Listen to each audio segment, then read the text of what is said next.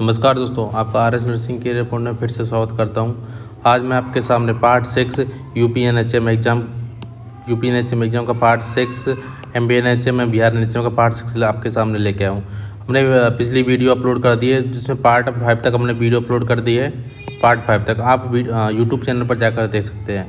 Clear. आज start करते हैं पार्ट 6 के बारे में। स्टार्ट करने से पहले आप इस लिंक को ज़्यादा से ज़्यादा लोगों को शेयर कर दीजिए ताकि मैक्सिमम लोगों को इसका फ़ायदा मिल सके, और अपने स्टेटस पर भी लगा दीजिए, अपने जितने नर्सिंग ग्रुप उनमें शेयर कर दीजिए। क्वेश्चन की तरफ स्टार्ट करते हैं। ये आपके सामने पहला question. To make an instrument free of virus HIV virus it is the captain. जो अगर किसी इंस्ट्रूमेंट को फ्री ऑफ HIV रखना है तो किसके अंदर रखेंगे? ए ऑप्शन है स्प्रिट फॉर 24 आवर्स तक स्प्रिट के अंदर रखेंगे। बी ऑप्शन 2% ग्लूटर एल्डिहाइड सॉल्यूशन में रखेंगे। सी ऑप्शन सेवलॉन 1:100 में रखेंगे। हाइड्रोजन परऑक्साइड H2O2 में रखेंगे, H2O2 के अंदर रखेंगे। क्लियर। तो अगर किसी इंस्ट्रूमेंट को फ्री ऑफ HIV रखना है, अगर बात करते हैं HIV किसका पॉजिटिव ऑर्गेनिज्म होता है एड्स वायरस, एड्स का एड्स होता है। इसकी बात करते हैं हम acquired immuno deficiency syndrome, acquired immuno deficiency syndrome. अब बात करते हैं एक्वायर्ड इम्यूनो डेफिशिएंसी सिंड्रोम या HIV वायरस को किस में रखना चाहिए? तो करेक्ट आंसर होगा 2% ग्लूटर एल्डिहाइड। 2% ग्लूटर एल्डिहाइड में की सोल्यूशन रखेंगे, उसको फ्री ऑफ उसमें HIV होने के चांस नहीं रहेंगे। जो इंस्ट्रूमेंट रहेगा फ्री ऑफ HIV वायरस रहेगा। तो किस में रखना है हमको इंस्ट्रूमेंट को? 2% ग्लूटर एल्डिहाइड में। ये क्वेश्चन बहुत इंपॉर्टेंट है एग्जाम के हिसाब से। बहुत एग्जाम में पूछा हुआ है कि HIV को कहीं क्लीन करना है HIV वायरस को, तो किसका सोल्यूशन यूज करते हैं? 2% ग्लूटर एल्डिहाइड सोल्यूशन का यूज करते हैं। एक क्वेश्चन नंबर था निडल स्टिक इंजरी में HIV होता है, उसके निडल स्टिक इंजरी में कितने % चांस रहते हैं HIV होने के? तो उसका था 1:300। ये बहुत इंपॉर्टेंट क्वेश्चन है। ये एग्जाम में बहुत एग्जाम में पूछा हुआ क्वेश्चन है। पिछला NCL का एग्जाम हुआ था, उसमें भी ये क्वेश्चन पूछा गया था, डायरेक्ट सवाल आया था। क्लियर। नेक्स्ट क्वेश्चन चलते हैं। Early form of periodontal disease. जो पेरिडोंटल डिजीज होती है उसकी अर्ली फॉर्म कौन सी होती है? अब बात करते हैं पेरिडोटाइटिस, बी है ओरल कैंसर, सी है जिंजिवाइटिस, डी है डेंटल डिजीज। और बात करते हैं जो अर्ली फॉर्म पेरिडोंटल डिजीज होती है वो क्या होती है? जिंजिवाइटिस होती है। ये डायरेक्ट सवाल आते हैं, तो करेक्ट आंसर क्या होगा? सी इज़ द करेक्ट आंसर। जो पेरिडोंटल डिजीज है उसकी अर्ली स्टेज की बात करते हैं तो वो क्या होती है दोस्तों? जिंजिवाइटिस होती है। Next question, very very important question, very important question है। बात करते हैं the thermometer used in common should be washed with soap and water disinfected with. जो थर्मोमीटर है उसको क्लीन कैसे करते हैं? डायरेक्ट सवाल है। अगर बात करते हैं कि साबुन और पानी को धोकर किससे संक्रमित करना चाहिए? सिंपल से क्वेश्चन है। बात करते हैं डिटॉल की बात करते हैं तो डिटॉल का रेशियो होता है 1:20। तो ये बिल्कुल गलत बात है। डिटॉल का रेशियो होता है 1:40। देन सेवलॉन, बिल्कुल सही बात है, सेवलॉन का रेशियो होता है 1:20, जिसको अंदर रखना चाहिए। लाइसोल का भी होता है 1:40। देन फेरेगनॉल का भी रेशियो होता है 1:40। तो करेक्ट आंसर क्या होगा? B is the correct answer. अब बात करते हैं इसके बारे में, बात करते हैं कि ये क्या होता है, किसी डिसइंफेक्ट करने के लिए कैसे यूज करते। देखिए सबसे पहले डालते हैं solution, then ratio, then time. ऐसे बहुत इंपॉर्टेंट सवाल बनता है एग्जाम में, बहुत इंपॉर्टेंट सवाल बनता है। देखिए सॉल्यूशन की बात करते हैं हम। सबसे पहले सॉल्यूशन होता है डिटॉल का रेशियो होता है 1:40। टाइम होता है 5 मिनट के लिए। देन बात करते हैं सेवलॉन, उसका रेशियो होता है 1:20, वो होता है 5 मिनट के लिए। देन बात करते हैं लाइसॉल, उसका रेशियो होता है 1:40 3 मिनट के लिए। वेरी वेरी इंपॉर्टेंट, क्योंकि सवाल मोस्टली सेवलॉन लाइसोल से बनते हैं। देन फेरेगनॉल, फेरेग्नोल, फेरेग्नोल का रेशियो होता है वो होता है 1:40 वो 5 मिनट के लिए। ये इंपॉर्टेंट सवाल है। अब क्वेश्चन में किसका पूछा है कि क्वेश्चन में पूछा डिसइंफेक्ट करने के लिए हम किसका यूज करते हैं, सेवलॉन को यूज करते हैं जो 1:20 होता है। बाकी ऑप्शन रॉन्ग होगा क्योंकि इनका सबका रेशियो 1:40 होता है। लाइसोल का टाइम कितना होता है, 3 मिनट होता है। ये इंपॉर्टेंट रखने वाली बात है। और सवाल मोस्टली सेवलॉन से या लाइसोल से पूछा जाता है। क्लियर, तो ये आप स्क्रीनशॉट ले सकते हो, एग्जाम के हिसाब से बहुत इंपॉर्टेंट होता है। नेक्स्ट क्वेश्चन चलते हैं।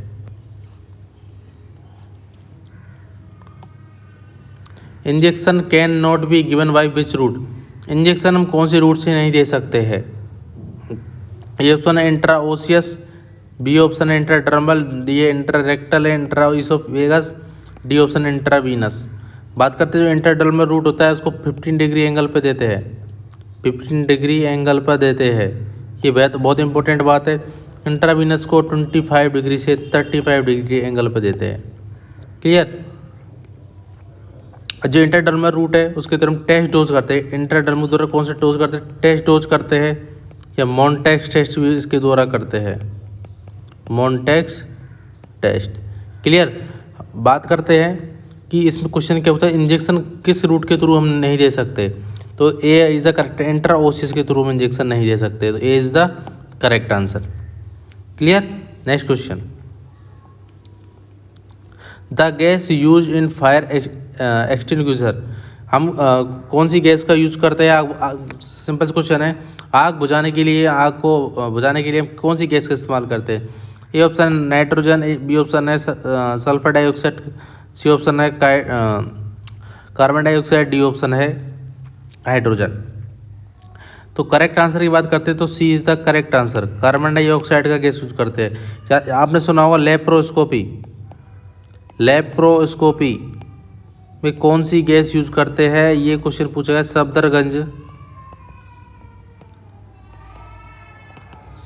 2018 के पेपर में पूछा हुआ है क्वेश्चन है कि लेप्रोस्कोपी में कौन सी गैस यूज करते हैं, वो करते हैं कार्बन डाइऑक्साइड, कार्बन डाइऑक्साइड। बात करते हैं कितनी गैस यूज करते हैं, वेरी वेरी इंपॉर्टेंट, तो 3 to 4 litre, 3 to 4 litre gas use करते हैं लेप्रोस्कोपी में। और कौन सी गैस यूज करते हैं, कार्बन डाइऑक्साइड गैस यूज करते हैं। और फायर को, आग को बुझाने में भी हम कार्बन डाइऑक्साइड का गैस का यूज करते हैं। वेरी वेरी इंपॉर्टेंट क्वेश्चन है। क्लियर, आई होप आपको वीडियो पसंद आ रही होगी। आप मैक्सिमम से मैक्सिमम लोगों को शेयर करना ना भूलें। क्लियर, ताकि हम कुछ हद तक उनको फ़ायदा मिल सके। क्लियर, और उनके घर में भी खुशियाँ आ सके। Clear, next question. Which of the following infection is most frequently found in the long term care patient? कौन सा इन्फेक्शन है लंबी अवधि तक देख रेख में रहने वाले रोगियों में कौन सा संक्रमण पाया जाता है। अगर बहुत टाइम से किसी पेशेंट को इन्फेक्शन है तो कौन सा लॉन्ग टाइम तक कौन सा इन्फेक्शन पाया जाएगा लंबे समय तक। ये ऑप्शन है skin and soft tissue, skin and soft tissue infection नहीं होता है, जीआईटी ट्रैक्ट का इन्फेक्शन नहीं होता है, रेस्पिरेटरी ट्रैक्ट का नहीं होता। करेक्ट आंसर क्या है, यूरिनरी ट्रैक्ट इन्फेक्शन, जिसको हम यूटीआई यूरिनरी ट्रैक्ट इन्फेक्शन बोलते हैं। क्लियर, अब बात करते हैं यूटीआई का positive organism, very very important question. UTI positive organism क्या होता है, वो होता है इकोलाई वायरस।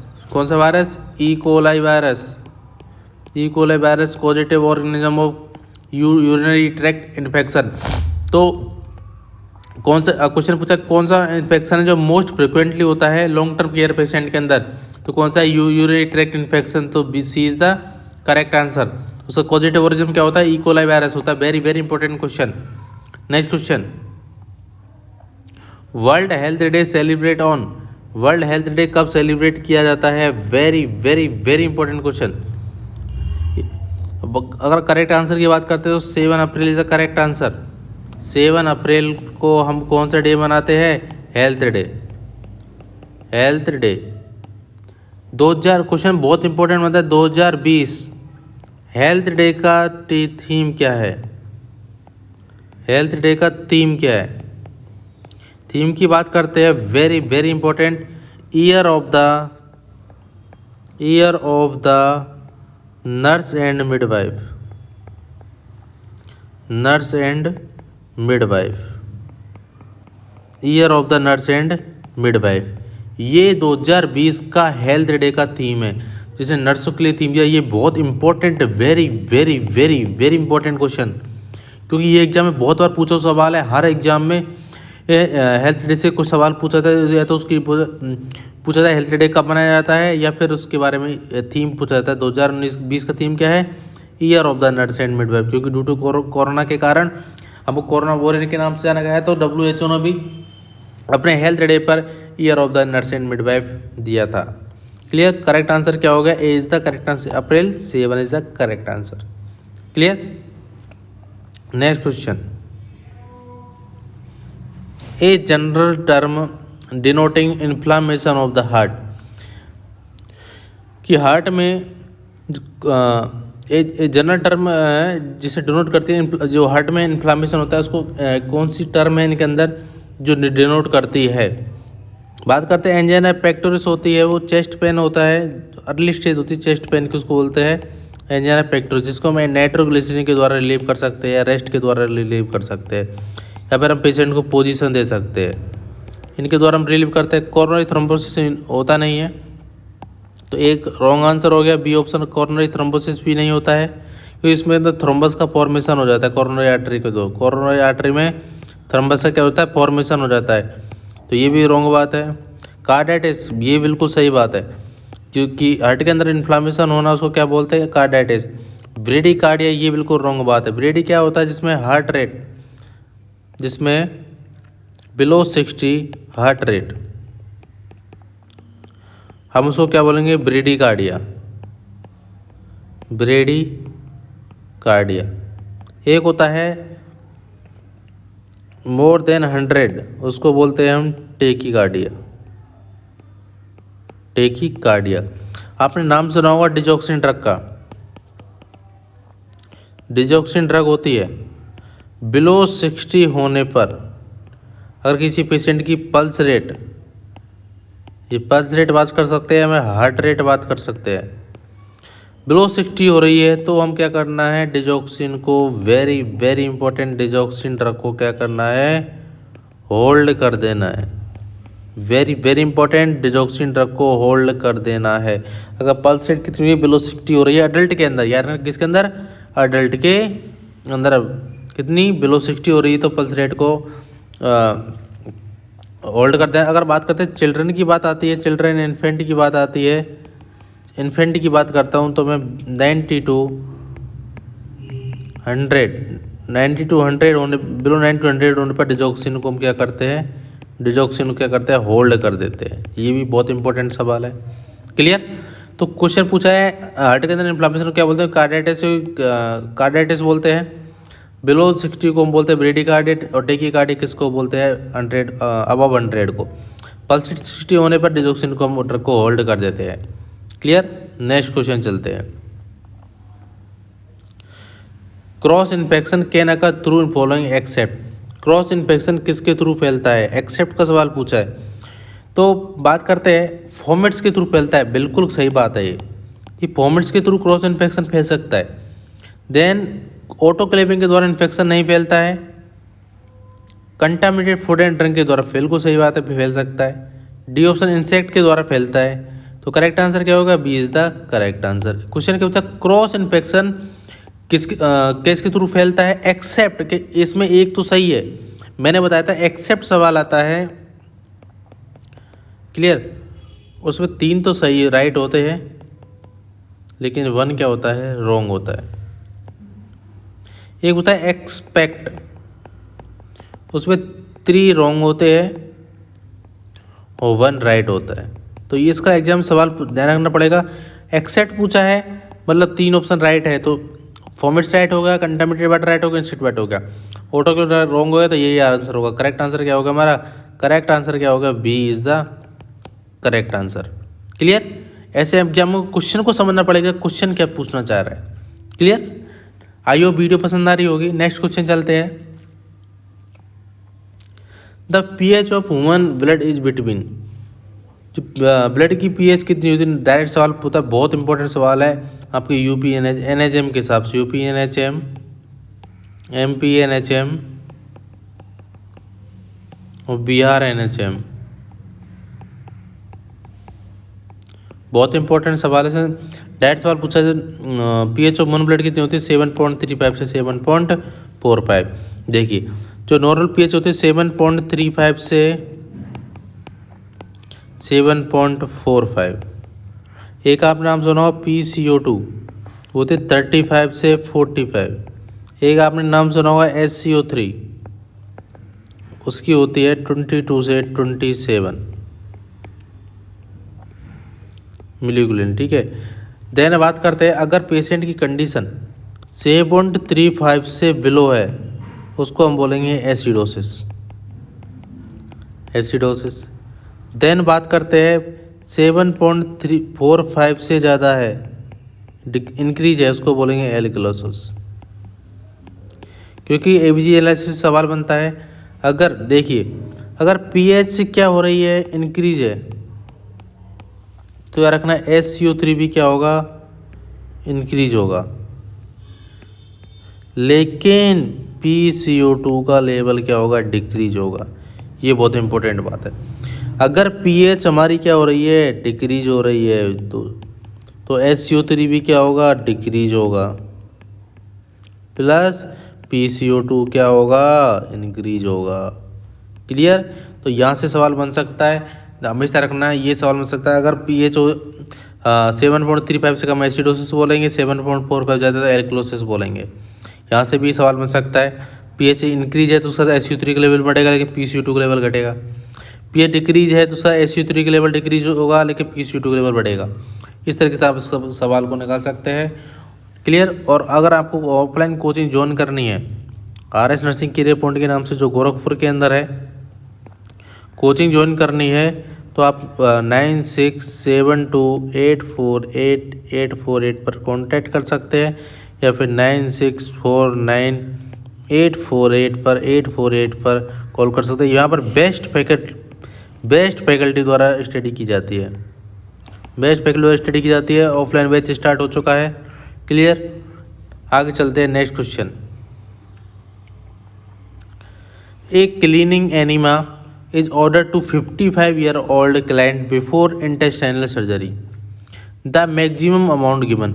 एक जो हमको किसी पेशेंट को ऑर्डर किया, एनीमा ऑर्डर किया है, 55-year-old की क्लाइंट है, उसको इंटेस्टाइनल सर्जरी है, तो मैक्सिमम अमाउंट हम कितना दे सकते हैं।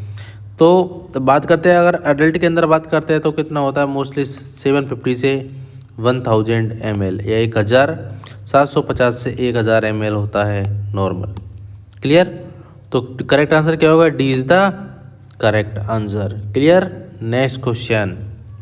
आई होप दोस्तों वीडियो पसंद आ रही होगी, मैक्सिमम से मैक्सिमम लोगों को शेयर करें। क्लियर। और आप लोग ऐसे प्यार दिखाते रहोगे, वीडियो शेयर करते रहोगे, है ना, तो आपको भी बहुत प्रॉफिट मिलेगा। Next question, which of the following symptom is common in client with active tuberculosis. कि कौन सा सिम्टम है जो इन चारों ऑप्शन के अंदर कौन सा सिम्टम है जो ट्यूबरक्लोसिस के अंदर, एक्टिव ट्यूबरक्लोसिस के अंदर दिखाई देता है। बात करते हैं मेंटल स्टेटस चेंजेस, बिल्कुल रॉन्ग बात है। टीबी के अंदर मेंटल स्टेटस कभी चेंज नहीं होता। नॉट कफ, ये भी गलत बात है, हमेशा कफ आता है more than 14 days plus blood, उसके साथ क्या आता है, ब्लड भी आता है। इनक्रीज एपेटाइट, बिल्कुल रॉन्ग बात है, उसको बोलते हैं हम डिक्रीज एपेटाइट। एपेटाइट या फिर एपेटाइट को हम क्या बोलते हैं, अगर डिक्रीज एपेटाइट वाला भूख कम लग रही है, या फिर एनोरेक्सिया बोल सकते हैं। क्लियर। वेट लॉस, इससे सही बात है, जो पेशेंट होता है उसको ट्यूबरक्लोसिस होता है उसको पेशेंट का वेट लॉस होता है। क्लियर। तो करेक्ट आंसर क्या हो गया दोस्तों, करेक्ट आंसर क्या हो गया, A is the correct answer. Clear. Next question चलते हैं।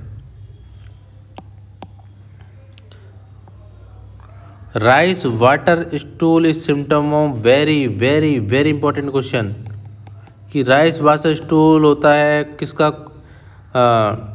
राइस वाटर स्टूल किसका लक्षण है, किसका सिम्टम है?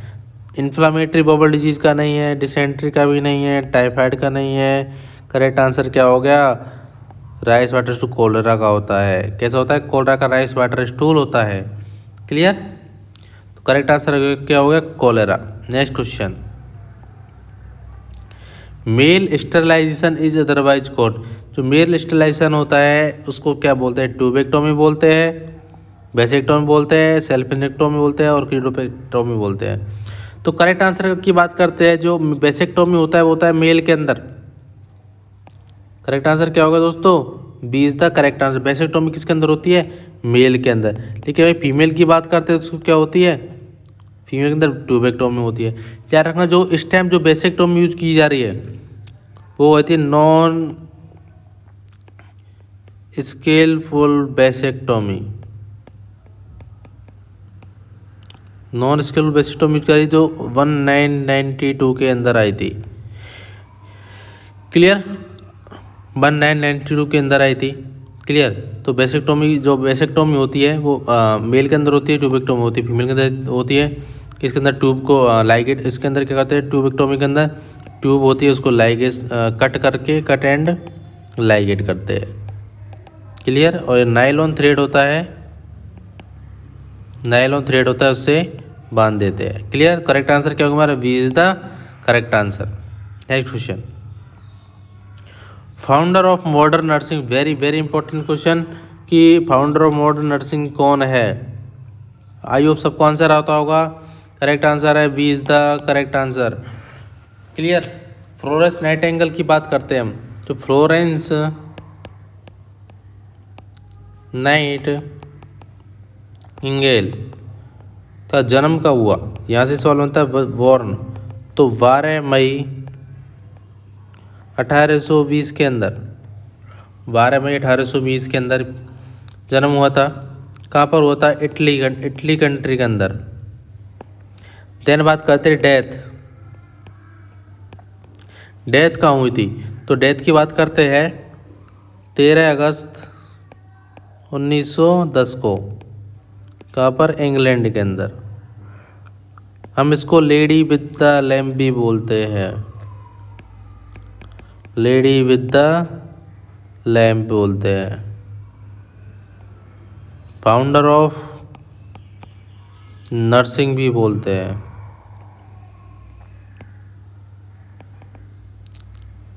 देन एनवायरनमेंट थ्योरी भी किसने दी थी? एनवायरनमेंट थ्योरी भी किसने दी थी? Florence Nightingale. Environment theory. Clear? अब बात करते हैं जो फ्लोरेंस नाइटिंगेल थी कब फेमस हुई थी? फेमस कब हुई थी? वो हुई थी क्रीमियन वार। क्रीमियन वार हुआ था 1854 के अंदर। 1854 के अंदर क्रीमियन वार हुआ, उस टाइम ये फेमस हुई थी। इसको father and mother of nursing भी बोलते हैं। क्लियर? तो जो ओरम था उनने 14 प्रिंसिपल थ्योरी दी थी। क्लियर? तो बात करते हैं जो फ्लोरेंस नाइटिंगेल इस correct answer modern nursing founder है, जिसका बॉर्न 12 मई 1820 के अंदर, डेथ 13 अगस्त 1910 इंग्लैंड के अंदर। इसको लेडी विद द लैम्प भी बोलते हैं, फाउंडर ऑफ नर्सिंग बोलते हैं। एनवायरनमेंट थ्योरी ने दी। फादर ऑफ मदर एंड किसको बोलते हैं? सॉरी फादर मदर किसको बोलते हैं? फ्लोरेंस नाइटिंगेल को। क्लियर? नेक्स्ट क्वेश्चन चलते हैं। Which of the following vitamin are water soluble. कौन सा विटामिन है जो वाटर सोलुबल विटामिन है? बताइए आंसर। वाटर सोलुबल विटामिन कौन सा होता है? ए ऑप्शन है हमारे पास A and E, B option है बी एंड सी ऑप्शन है हमारे पास D and K, D option है ए एंड के। अगर आप बात करते हैं करेक्ट आंसर की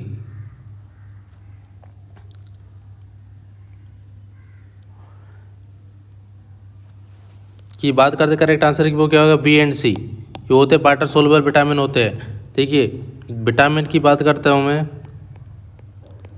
वो 2 प्रकार के होते हैं, 2 टाइप होते हैं। पहला होता है फैट सोलुबल, दूसरा होता है water soluble.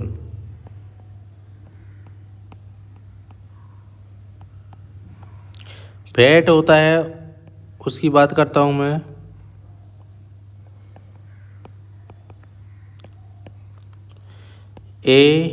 Vitamin A, vitamin D, vitamin E, vitamin के। वाटर सोलुबल होता है तो विटामिन बी होता है एंड सी होता है। क्लियर। ये सवाल बनते हैं विटामिन ए डी ई के वाटर सोलुबल होते हैं, लेकिन बी एंड सी कौन सा होता है, वाटर सोलुबल विटामिन होते हैं। करेक्ट आंसर क्या होगा हमारा, B is the correct answer. अब इसके माध्यम से सवाल देख सकते हैं कि कौन सा विटामिन किसके अंदर आता है। नेक्स्ट क्वेश्चन चलते हैं। Which of the following drug is not use in management of reaction. कि चार ऑप्शन हमारे पास, इनमें कौन सी ड्रग है जिसको हम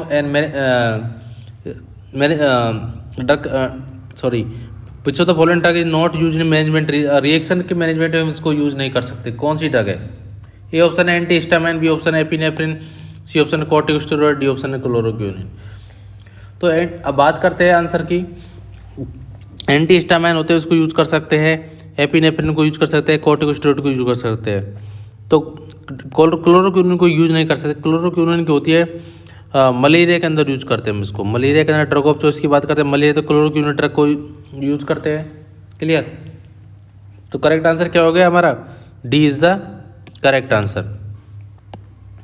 डी आंसर क्या हो गया, करेक्ट आंसर हो गया। क्योंकि हम इसमें क्वेश्चन में क्या पूछा है, नॉट पूछा है कि कौन सी ड्रग यूज कर सकते नहीं कर सकते। तो हम एंटी हिस्टामाइन कर सकते हैं, एपिनेफ्रिन कर सकते हैं, कॉर्टिकोस्टेरॉइड करते हैं, क्लोरोक्विनिन नहीं करते। तो करेक्ट आंसर क्या हो गया, D is the correct answer. Next question, very very important question दोस्तों। यार अगर बहुत एग्जाम पूछो सवाल, वेरी वेरी इंपॉर्टेंट क्वेश्चन है कि एंटीडोट ऑफ हेपेरिन। हेपेरिन का एंटीडोट क्या होता है। ये ऑप्शन है विटामिन के, बी ऑप्शन है amino caproic acid, D C option potassium chloride, D option protamine sulphate. बात करते हैं कि करेक्ट आंसर हेपेरिन का क्या होता है, वो होता है डी प्रोटामाइन सल्फेट। हेपेरिन होता है एंटीकोगुलेंट होता है, इसका एंटीडोट क्या होता है, protamine sulphate, protamine sulphate. Then बात करते हैं एक वारफेरिन होता है, वारफेरिन होता है, उसका एंटीडोट क्या होता है। ये भी सवाल एग्जाम में आ सकता है, उसका एंटीडोट कौन सा होता है विटामिन के। जो हमारा ये ऑप्शन है वो किसका एंटीडोट है, विटामिन के। किसका, वारफेरिन का एंटीडोट है। तो हेपेरिन का पूछा है तो क्या है, protamine sulphate. Clear. Next question, according to Erikson theory which of the following stage seen in adolescent. Erikson की थ्योरी है, उसके अकॉर्डिंग कौन सी एडोलसेंट के अंदर कौन सी स्टेज होती है। ये भी बहुत इंपॉर्टेंट सवाल है और बहुत एग्जाम में पूछा हुआ सवाल है। क्लियर। अब बात करते हैं इरेक्शन की थ्योरी के बारे में। देखिए, तो इसके पहले हम एडोलसेंट की बात कर लेते हैं। तो करेक्ट आंसर एडोलसेंट का क्या है, वो है identity versus role confusion, D is the correct answer. Clear, D is the correct answer, identity versus role confusion adolescent का। अब बात करते हैं हम क्रम बाई। तो सबसे पहले बात करते हैं हम इन्फेंट के अंदर, क्योंकि इरेक्शन थ्योरी से सवाल बनता है। इन्फेंट के अंदर 0 से 1 ईयर। क्लियर। वो होती है trust versus mistrust, trust versus mistrust. Then early childhood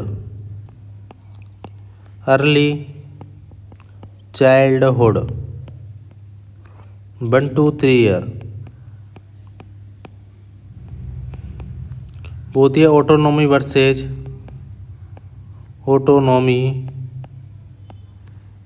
versus shame doubt.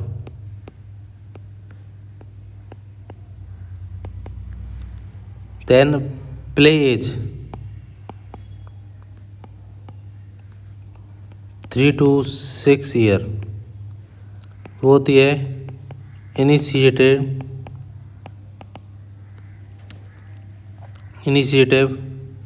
Versus guilt. Then बात करते हैं स्कूल एज होती है 6 to 12 ईयर। होती है इंटरेस्टी versus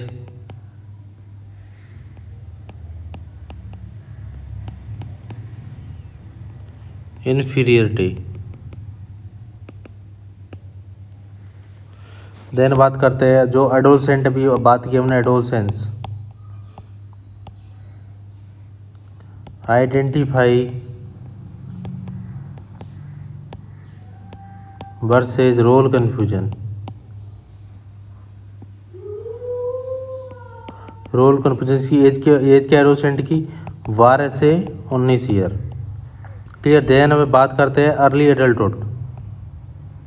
early adulthood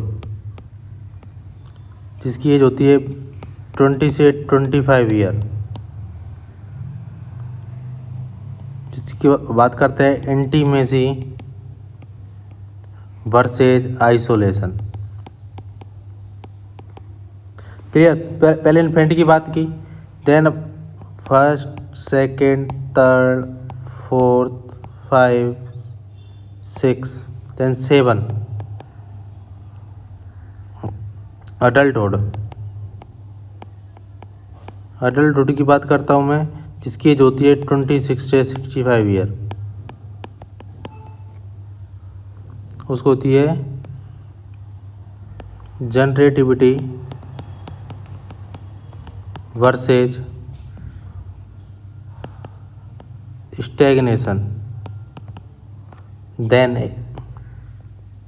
old age above 65 year की बात करते हैं तो इंट्रीगिटी versus despair.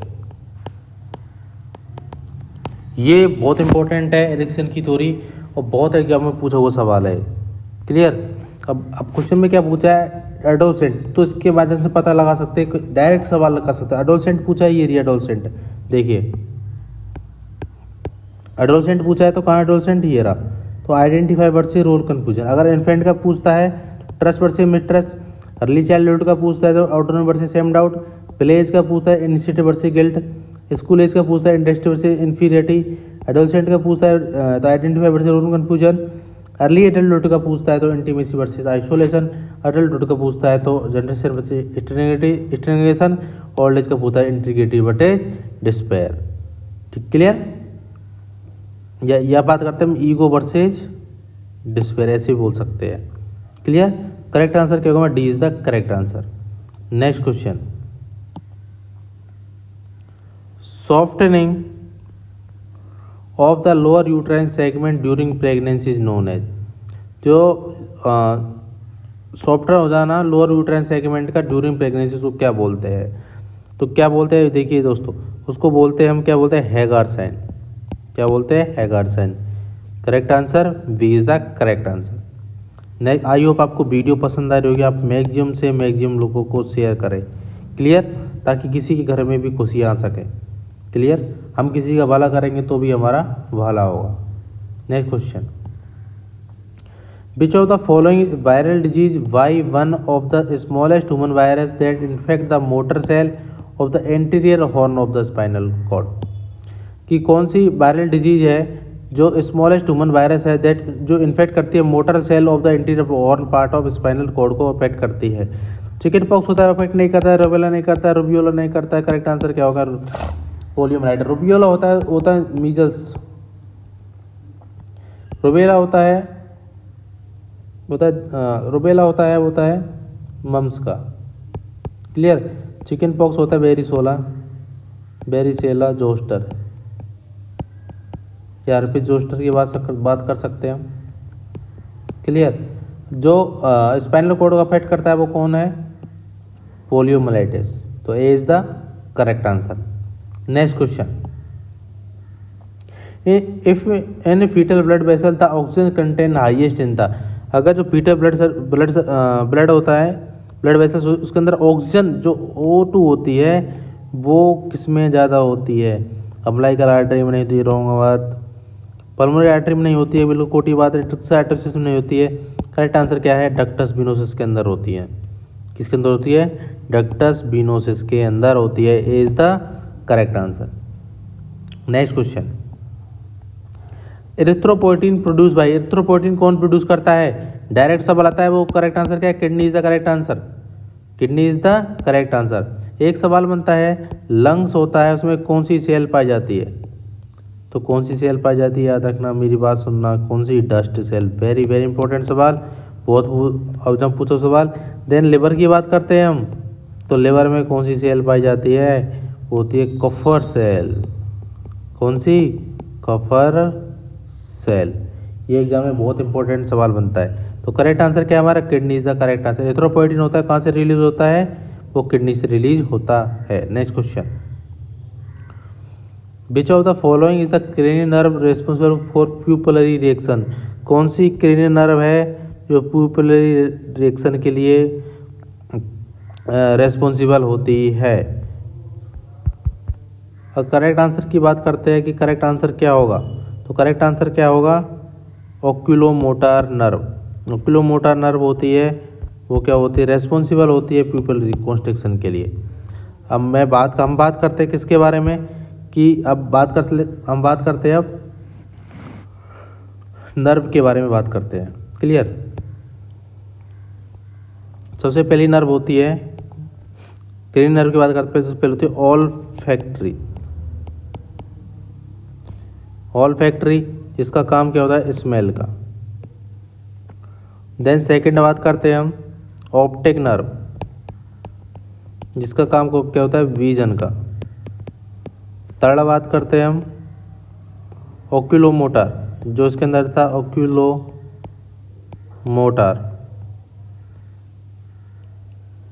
Then fourth trigeminal. Fifth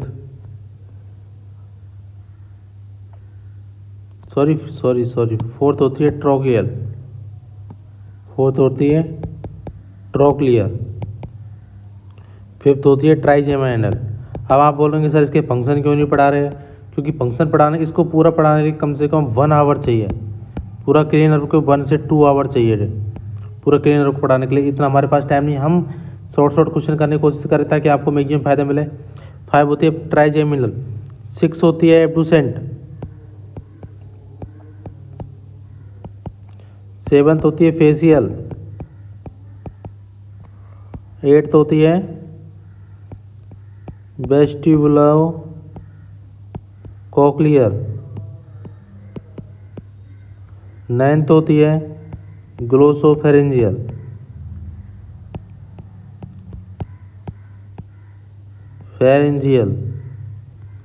10 होती है वेगस नर्व। तो लॉन्गेस्ट नर्व, सबसे बड़ी नर्व कौन सी? लॉन्गेस्ट है नोटी नर्व। 11 होती है एक्सेसरी। 12th होती है हाइपोग्लोसल।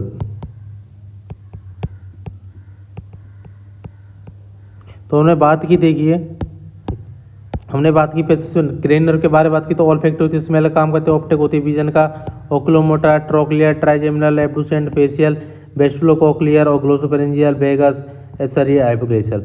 और इसके फंक्शन के बारे में कभी अलग से लेक्चर लेंगे पूरे क्रेनियल नर्व का, उसे हम पूरा कंप्लीट करेंगे। तो करेक्ट प्यूपिल कॉन्स्ट्रक्शन के लिए कौन रेस्पॉन्सिबल होता है? होता है ओक्यूलोमोटर नर्व।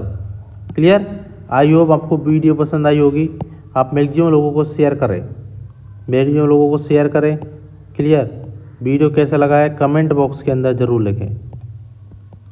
कमेंट बॉक्स के अंदर भी कोई भी डाउट रहता है, कोई कमेंट बॉक्स के अंदर लिख सकते हैं। क्लियर? Okay, thank you. मिलते हैं अब नेक्स्ट वीडियो के साथ। और आई होप आप वीडियो को मैक्सिमम से मैक्सिमम लोगों को शेयर करें। एक बेहतरीन शुरुआत के साथ आपको 1 या 2 दिन के अंदर मैं 1 लाइनर क्वेश्चन प्रोवाइड करूँगा। 100% 1 liner question, maximum 500 to 600 1 liner topic by topic कर क्लियर करेंगे ताकि मैक्सिमम से मैक्सिमम फ़ायदा मिल सके। Okay, thank you. मिलते हैं नेक्स्ट वीडियो के साथ।